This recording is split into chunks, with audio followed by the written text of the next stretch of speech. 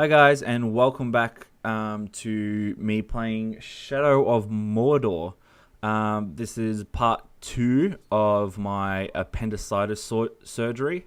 I was planning on doing this in one video, but I didn't realize how much how much went on. So quick recap. I was sick on Thursday night in bed. But you can watch the previous... Oh, why didn't he die? You can watch the previous video about what actually happened. But yeah, so basically at this point, I'm in the hospital and my surgery has been pushed back from a 9 o'clock surgery to a 2 o'clock surgery because two ladies had come into the hospital needing emergency C-sections.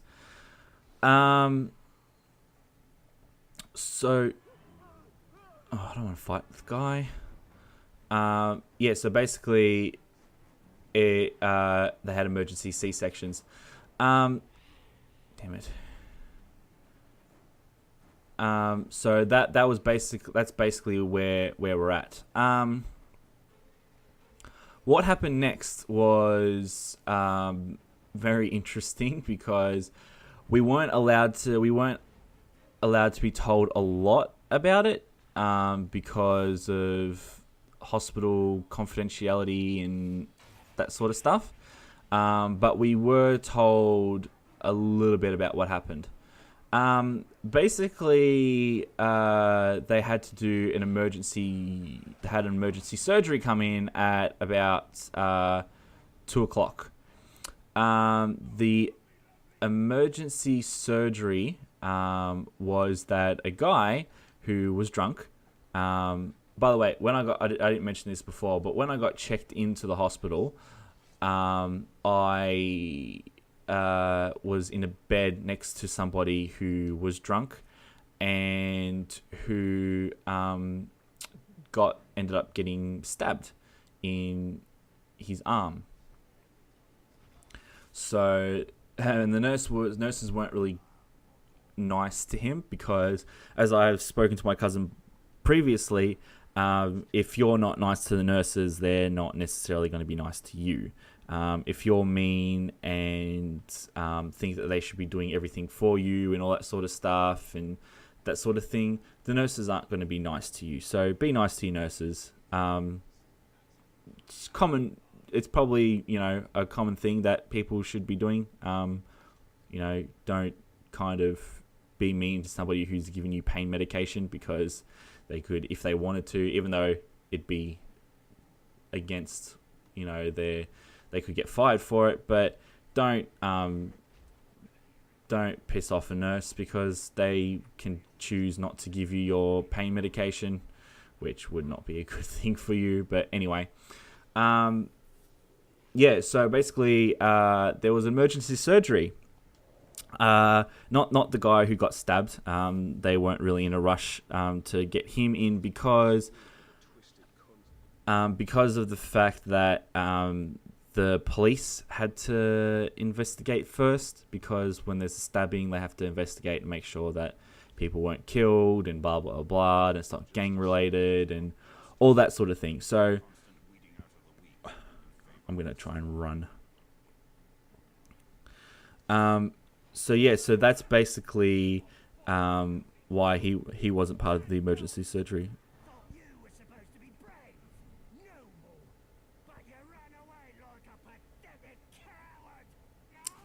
Oh, I don't want to fight you.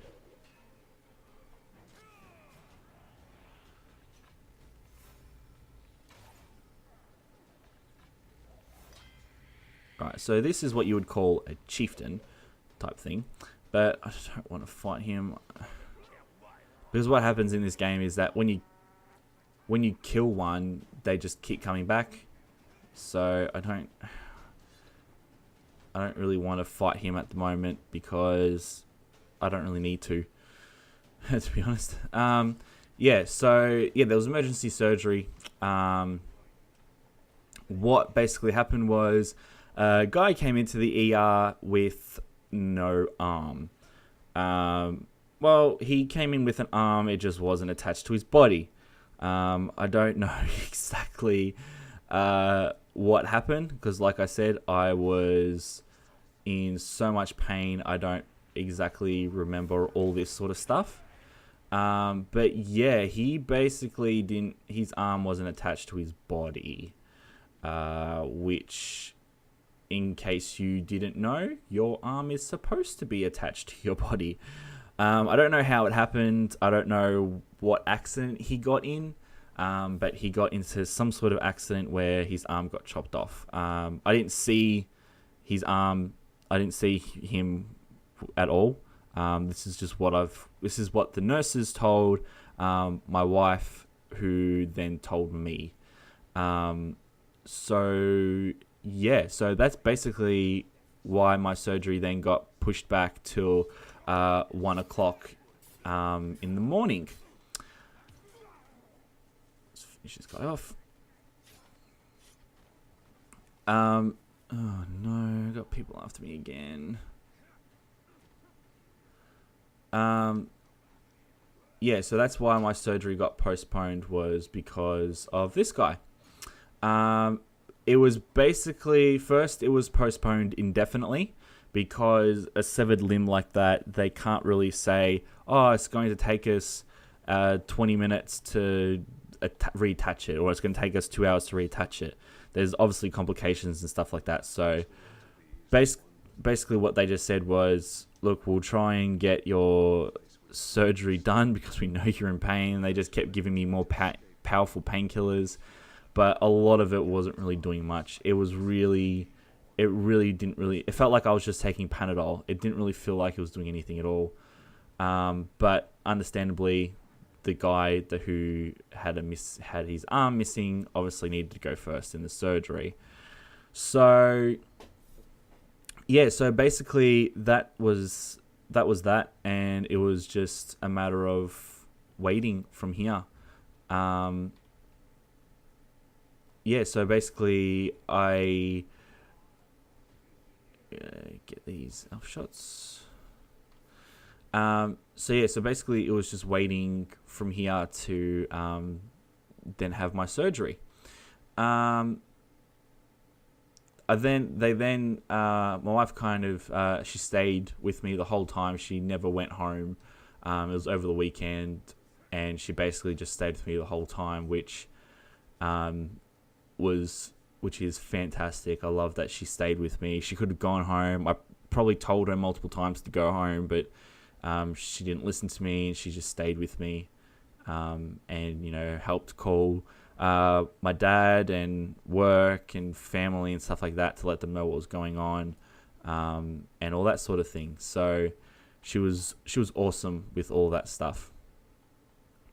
So then basically she was about to leave and go home and sleep because she hadn't slept at all. She got an achievement. She didn't sleep at all.